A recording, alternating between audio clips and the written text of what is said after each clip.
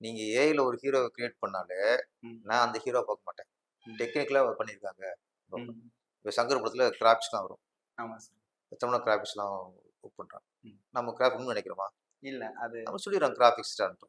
அப்ப அது மாரி நம்ம டெக்னிக்கலா பண்ணியிருக்காங்கன்னு பாராட்டணுமே தவிர, ம். அத நம்ம உணர்வுபூர்வமா பார்க்க மாட்டோம். ஓகே. எங்கே நம்ம உணர்வுபூர்வமா பார்க்கணும், ஒரிஜினலா தான் உணர்வுபூர்வமா பார்ப்போம். இல்லன்னா மேஜிக்கா பார்ப்போம். நம்ம உணர்வுபூர்வமா பார்க்குறதுக்கும், ஒரு ஓகே. மேஜிக்கா பார்க்குறதுக்கும் வித்தியாசம் இருக்கு. மேஜிக்கா பார்த்தா ஒரு 4, 5 படம் சும்மா ஏஐல வந்தா 4, 5 படம் கொஞ்சம் ஹிட் ஆகலாம். ம். அதுக்கப்புறம் ஏஐல வச்சு ஒர்க் அவுட் ஆக முடியாது. கோவப்படுத்திவிட்டா விஜயகாந்த் பார்க்க முடியல. ஆமா சார். விஜயகாந்த் இறக்குறாங்க. ம். ஆனா ஒரு ஸ்டேஜ்க்கு அப்புறம் விஜயகாந்தவே எனக்கு தெரியல. ம். ஏஐல விஜயகாந்த் வந்திருக்காரு. ம். அவ்வளோதான். அது ஓகே. ஒரிஜினல் விஜயகாந்த் தான் என்ன கிளாப்ஸ் வந்திருக்கும். கண்டிப்பா. ஒரிஜினல் விஜயகாந்த் வந்திருந்தாருன்னா, ம். தியேட்டர் அதிர்ந்திருக்காது. ஏன் அதுல அதிரல? அந்த எமோஷனல் வந்து ஃபுல்லா கன்வே அவ்வளோதான். ஆகுது. கரெக்ட்டா இன்னொன்னு ம். தெரியுது. விஜயகாந்த் இறந்துட்டாரு. ம்.